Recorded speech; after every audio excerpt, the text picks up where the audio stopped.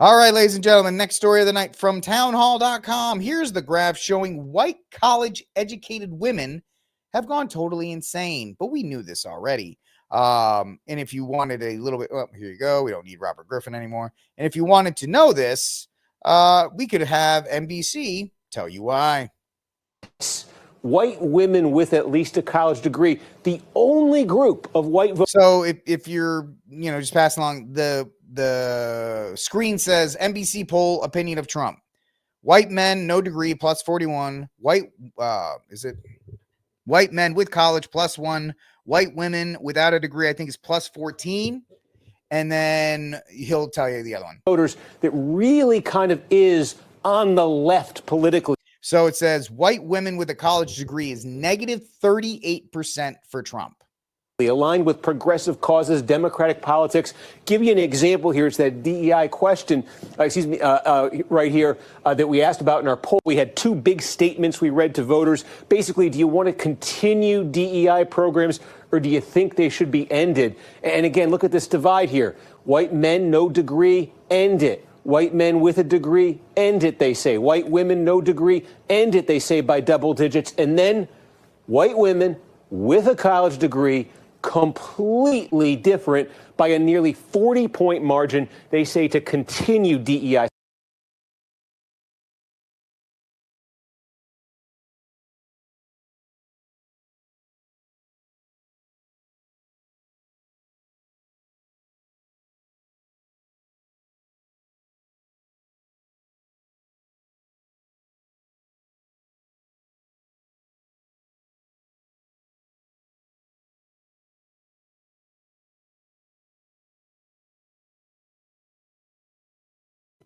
Thank you. Muted myself. Oh, well. So this is the end result of women in college. And I've made this point before, and people don't like it, but that's why you watch this show. We live in a matriarchal culture. And people kind of look at me with their, they do the dog head tilt. What do you mean? Well, look at our culture. Look at how our culture is. Now, the first reason we live in a matriarchal culture is because women continue to say we live in a patriarchal culture. But when you look at every area of society, it has been moved to a female-dominated perspective. Look at the job market. Does the job market favor men or women? Most jobs, most high-paying white-collar jobs involve sitting in cubicles, running paperwork, and being organized. This tends to favor women. Where are the manufacturing jobs? Where are the textile jobs? Where are any of those jobs?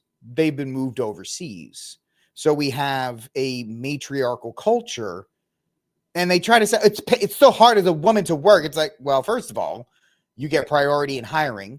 The job market is tailored to you, at least the high collar, well-paying jobs. And then, of course, you have things like waitressing and bartending and things like that. Women statistically do better as waitresses and bartenders than men. That's why when I was a bartender, they always wanted to get the female bartender because guys, crazy enough, tip the female bartender better than me. I have this face. You think they would tip me better, but they don't. And so it's one of these things that society, as it is currently standing, favors females. And it's not me complaining. This is just an observation.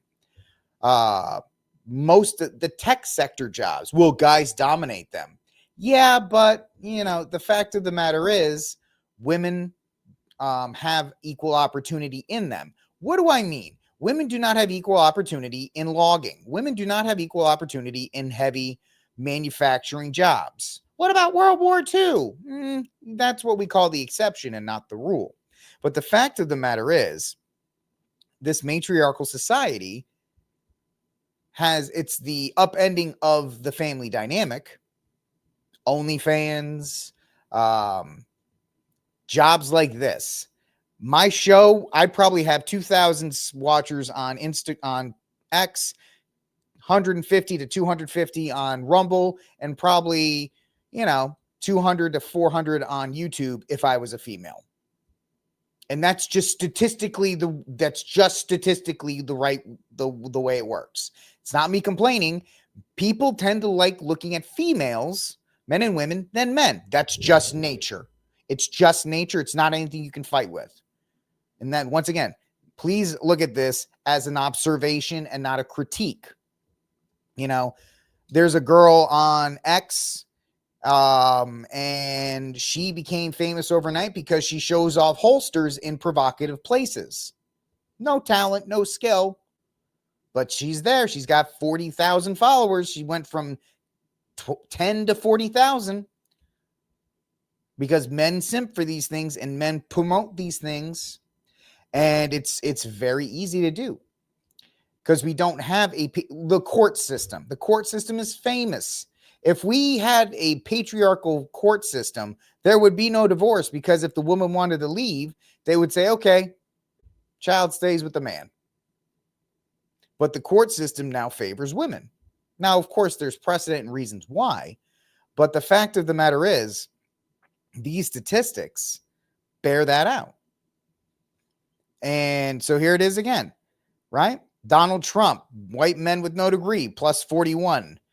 Women with a college degree, negative 38. JD Vance, negative 38. Elon Musk, minus 40. I would have loved to seen a poll about Elon Musk this time last year. It probably would have been 0, maybe -5, -10, but not negative 40. Doge, negative 38. The Republican Party, negative 35. Yet they're the biggest supporters of Vladimir Zelensky. And they are the biggest proponent of DEI. And so Steve Kornak wrote, it represents a layering of the educational gap, which has exploded during the Trump era. On top of more established gender gaps, these are combined. The gap chasm emerges. On one end are white men without 4-year college degrees. This is generally blue-collar demographic that is now deeply aligned with Trump, as opposed to progressive politics. On the other end are white women with 4-year degrees. This is more affluent demographic that has been racing leftward, particularly on cultural issues, which is squarely opposed to Trump. Both groups pack a formidable punch. 18% of all voters last year were non-college white men, and 17% were college-educated white women. And they have come to exist at polar opposite political cultural universes.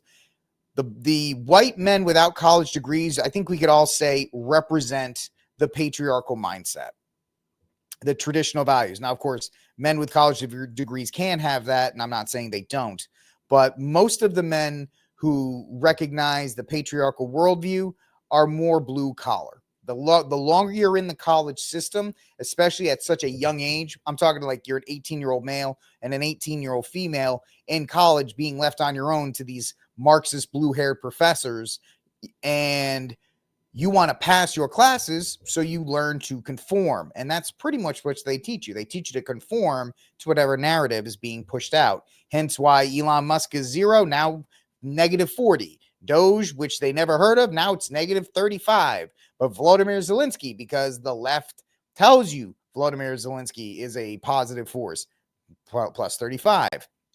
And social media has been a devastating development for Western civilization, in particular women. And I've talked about this before on my TikTok to corn pipeline. The fact of the matter is, women can get social media does two things. It goes after two vices. It goes after women's vanity and men's lust.